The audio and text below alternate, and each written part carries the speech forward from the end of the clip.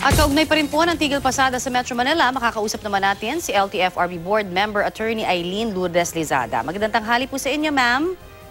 Magandang tanghali po sa inyo, Ma'am Connie. Magandang tanghali po sa lahat ng mga nakikinig at nanonood sa atin ngayon. Ano ho ang reaksyon ninyo dito po sa nangyaring transport strike? It is mga sporadiko ang kanilang approach. Sa amin dito sa Metro Bay, sa MMDA, ito kaming lahat ngayon ng AFP, PNP, Coast Guard, lahat po kami, we are on board and monitoring. Normal naman sa amin on our end. But we have deployed more or less 65 vehicles, including yung ferry po. And we got na kung saan ho hinaharas o yung nagtataponin ng bato in the C5 BCDA area. Some of the Keystone supporters were harassing jeepneys in Pilcoa, Monumento to Balintawa, Katipunan, EDSA Cubao, Commonwealth Litet, Samson Road, Litre and Letre Monument. Kahit yung mga tricycle, hinaharang po nila. So, sinasabi lang naman namin is respetuhin ho din nila yung karapatan ng iba na maghanap buhay. Yun ho ang kailangan lang ho natin dito. But we would like to take this opportunity to thank PEDJODAP, ALTAP, Codex, and Pasang Mastra for supporting and helping out the government para hindi ho para maserbihan ho natin yung riding public. And we would like to thank more or less 12 to 15 bus operators po who gave 10 peso and 12 peso fares po to service the routes po ng mga jeepneys. Maraming salamat po sa inyong lahat. So yung overall po na assessment natin, kasi yung ilan ho sa mga syempre pasahero na nakausap po ng GMA News talagang nahirapan, ano? Pero natuloy ho ba talaga yung sinasabi nilang 400 na hindi ho kumbaga magtitigil pasada ngayong araw na ito? Hindi ho nila na, kasi they were trying to paralyze, sinasabi ho nila nationwide, and we got response from all the regional offices po. All our reports po sa regional offices except for one sa Bulacan po, wala hong tigil pasada in the regional franchise regulatory offices po. FYI lang ho, nakuha na rin ho namin yung mga plate numbers na sumusuporta dun dito sa transport strike. Rest assured that LTFRB will do the necessary action para ho to put order and to discipline the CPC holders ng mga PUJ po. Opo, dahil nakuha niyo yung mga plate numbers, ano ho kaya ang magiging pananagutan ng mga nagtigil pasada po? We need to follow the Memorandum Circular 2011-004.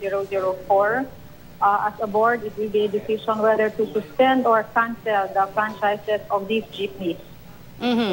Yung naging dialogue po ba ninyo, sa tingin ninyo sapat na?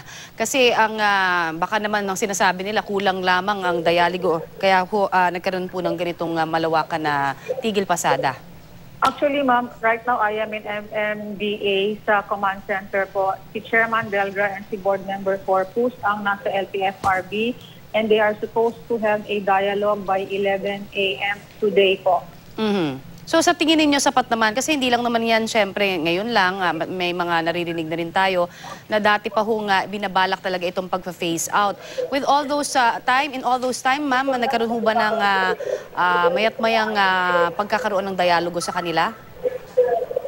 Yung nga ho, ma'am, kasi we have been very vocal about yung definition namin ng phase out, which is not the same dun sa kanilang definition ng phase out, which they are insisting sa kanilang operators. How come the other transport groups po they embrace the jeepney modernization, they embrace yung programa ng gobyerno, and we listen to them. It's just the attitude of these leaders and operators. So yun ho ang dapat ating i-address. Kasi kung ano ho yung gusto lang nilang sabihin sa kanilang mga miyembro, yun lang din ang sinasabi nila. But we want to reach out to them. We tried calling them nung Sunday. Yung number na binigay nila ho sa amin ay answering machine o fax machine ho yata yun. That's why hinanapan ko po sila ng iba pang number. Doon ko nakakausap si June Magno nung Sunday. And they said dialogue daw ho ngayong 11 a.m. So tuloy po ang pagpapatupad pa rin nitong pag-phase out? Ma'am, we would like to refer it as modernization program po. Kasi tingnan niyo ho, nag-phase out tayo sa buses pero natanggal ba ang buses sa road? Hindi, wala naman ho eh. The buses are still there. Ina-upgrade lang ho natin yung kind of buses, Euro 4, sinasabi natin. environment friendly na mga buses po ang kailangan po natin. But we said may phase out ng buses, but do you still see buses? Yes, meron pa rin buses sa daanan po. Ano hong timeline na tinitignan natin dito po? Saan po? Sa pag-phase out? Kasi syempre, hindi naman yan na biglaan, Hindi ano? ho. Kaya nga ho, it's from 1 year to 3 years po. Ganun ho yung it depends on the local public transport plan din na respective LGUs, ma'am.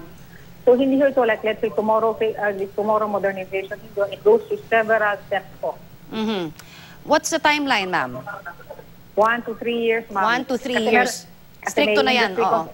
Yes, ma'am. May lalabas ho in department order. And then meron din ho tayong industry consolidation. Meron din ho yung financing. Marami ho siyang kailangang daanan din, ma'am. So it's not just like tomorrow automatic phase out or modernization. Hindi ho yung gano'n ang programa ng Department of Transportation, ma'am. Alright, marami pong salamat sa paglilinaw na yan at ibinigay niyo sa aming oras. Sige, salamat din po, ma'am. Yan po naman si LTFRB Board Member Attorney Eileen Lourdes Lizada.